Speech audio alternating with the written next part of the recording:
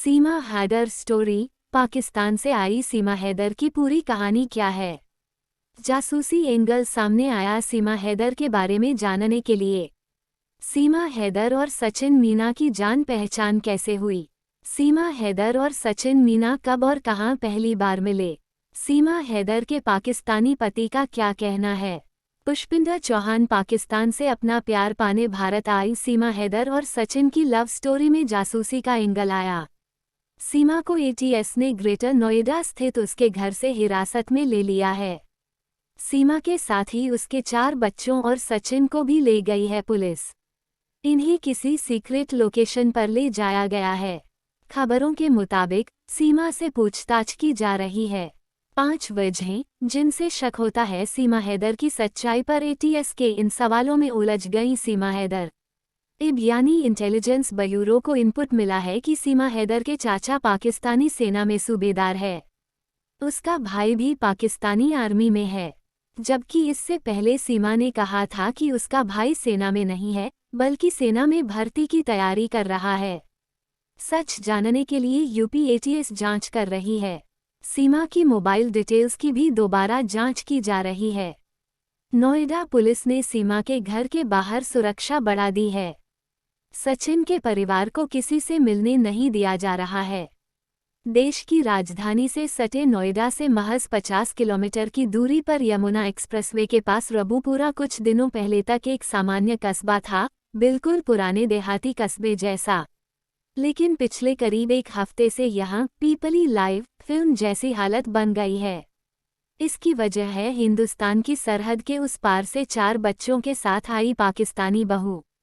महज 5वीं तक पढ़ी हुई सीमा हैदर नाम की यह महिला अविश्वसनीय तरीके से कराची, नेपाल और दिल्ली होते हुए यूपी के इस कस्बे में सचिन मीना के पास पहुंच गई। ये पूरी कहानी शुरू होती है मोबाइल फ़ोन पर ऑनलाइन खेले जाने वाले पबजी गेम पर। रबूपुरा कस्बे के मीना ठाकुरान मोहल्ले का रहने वाला 24 साल का सचिन मीना सिर्फ 8वीं तक पढ़ा है। कोविड से पहले वह कस्बे में ही परचून की एक दुकान पर काम करता था। कोविड काल में दुकानें बंद हो गईं, तो उसका काम भी चला गया। खाली बैठा सचिन मोबाइल पर पबजी गेम खेलता था। सितंबर 2020 में गेम खेलने के दौरान वह कराची की रहने वाली सीमा हैदर के संपर्क में आया। गेम खेलने के दौरान दोनों अपना माइक्रोफोन ऑन करके रखते थे। इस दौरान वे एक दूसरे से बात करते थे। गेम चैट पर भी बातें किया करते थे। रोजाना 3-4 घंटे वे गेम खेलते और एक दूसरे से बात करते। कराची की रहने वाली सीमा हैदर शादीशुदा है और उसके 4 बच्चे हैं। सीमा ने बताया है कि वह दक्षिणी पाकिस्तान के खैरपुर में रिंद हाजानो गांव की रहने वाली है। 3 बहनों में वह दूसरे नंबर की है। उसका एक बड़ा भाई भी है जो सेना में काम करता है। उसने घर पर आने वाली एक ट्यूशन टीचर से 5वीं तक की पढ़ाई की है। वह 12 साल की ही थी जब उसकी मां की मौत हो गई। सीमा के अनुसार 17 साल में उम्र में परिवार वालों ने 2014 में गुलाम हैदर जखरानी से उसकी जबरदस्ती शादी कर दी। शादी के बाद दोनों कराची चले गए। उसकी बहनें और पिता भी आसपास ही रहने लगे। उनका 2016 में पहला बेटा फरहान और बाद में 3 बेटियां फरवा, फरीहा और फराह पैदा हुए। 2019 में गुलाम हैदर काम करने के लिए सऊदी अरब चला गया और वह घर पर अकेले रह गई। उस समय वह अपनी सबसे छोटी बेटी की देखभाल में लगी रहती थी। फिर मार्च 2020 में कोविड फैला और सबका घरों से निकलना बंद हो गया।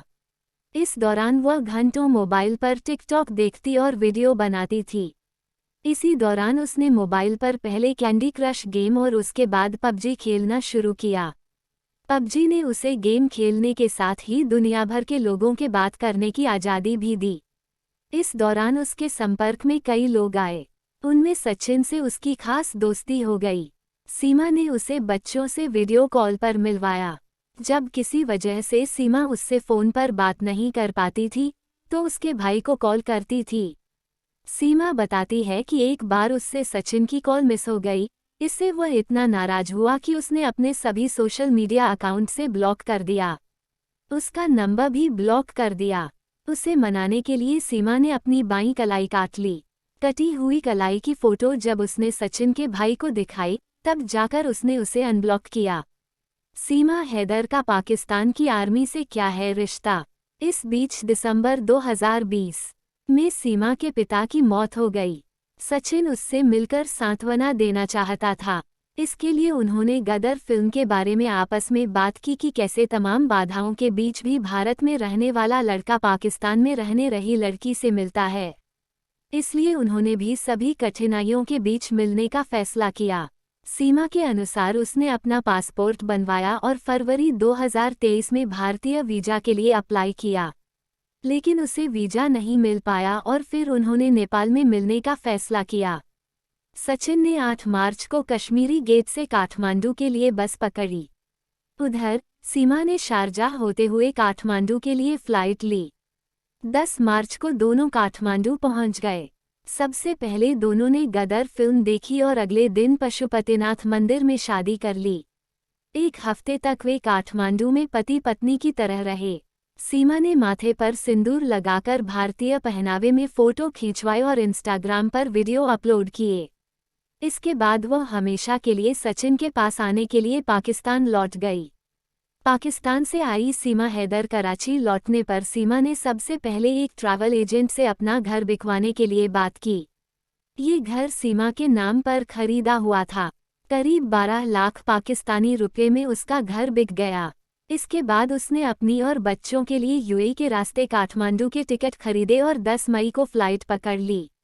काठमांडू पहुंचकर उसने पोखरा के लिए वैन ली और वहां से 15,000 रुपये में दिल्ली के लिए एक प्राइवेट बस में अपने और बच्चों के 4 टिकट बुक किए। उसे डर था कि कहीं वह पकड़ी न जाए। खासतौर पर उसे अपने बच्चों के छिन जाने का डर था। बस में कंडक्टर ने उससे आईडी मांगी, जो उसके पास नहीं थी। हालांकि उसने इसके लिए पहले से तैयारी कर रखी थी। सीमा दावा करती हैं कि उसने कंडक्टर को अपना नाम सीमा और पति का नाम सचिन मीना बताया। उसने खुद को रबूपुरा का रहने वाला बताया और अपने बच्चों के नाम राज, प्रियंका, परी और मुन्नी बताए। अपने पति के ठाकुर और खुद को ठकुराइन होने की बात बताने पर कंडक्टर ने कुछ नहीं पूछा और वह दिल्ली पहुंच गए। कश्मीरी गेट से जेवर के लिए बस ली और रबूपुरा में फलेदा कट पर उतर गए, जहां सचिन उनका इंतजार कर रहा था। सीमा के वहां पहुंचने से पहले से ही उसने सारी तैयारी कर रखी थी। उसने अपने घर से करीब 1 किलोमीटर दूर किराए पर अप्रैल में ही कमरा ले लिया था। मकान मालिक को उसकी उम्र देखकर कुंवारा होने के चलते किराए पर कमरा देने पर आपत्ति थी। हालांकि उसने उन्हें भरोसा दिलाया कि वह शादीशुदा है। उसने सीमा को बुलंदशहर से बताया और बच्चों को खुद का अपना बताया। इसके बाद वे करीब 1.5 महीने तक साथ रहे। दिन में सचिन परचून की दुकान पर काम करता था, शाम को पैतृक घर पर रहता और रात को सीमा के पास आ जाता था। इस दौरान सीमा का पड़ोस में रहने वाली महिलाओं से परिचय हो गया। किसी को उस पर शक नहीं हुआ, लेकिन फिर उसे बच्चों की पढ़ाई की चिंता होने लगी। लिहाजा पहचान पत्र बनवाने के लिए 29 जून को बुलंदशहर में एक वकील से मुलाकात की गई। सचिन ने वकील से कहा कि वो मुस्लिम महिला से शादी करना चाहता है। इस पर वकील ने कहा कि स्पेशल मैरिज एक्ट के तहत इसमें कोई दिक्कत नहीं है। लेकिन जब उसने सीमा के दस्तावेज देखे तो वह उनमें पाकिस्तानी पासपोर्ट देखकर दंग रह गया। उसने पुलिस को सूचना दे दी। अगले दिन रबूपुरा की अंबेडकर नगर कॉलोनी में जब तक पुलिस उन्हें पकड़ने पहुंचती, वे दोनों बच्चों को साथ लेकर उससे पहले ही वहां से निकल चुके थे। पलवल के रास्ते में पुलिस ने उन्हें वल्लभगढ़ में पकड़ लिया। 2 दिनों तक पूछताछ के बाद सीमा, सचिन और उसके पिता नेत्रपाल को पुलिस ने पासपोर्ट और विदेशी अधिनियम के तहत गिरफ्तार कर लिया। बच्चे भी जेल में सीमा के साथ ही रहे। सीमा हैदर की पूरी कहानी। हालांकि 1 दिन बाद उनके वकील ने जमानत के लिए जेवर सिविल कोर्ट में अर्जी दी।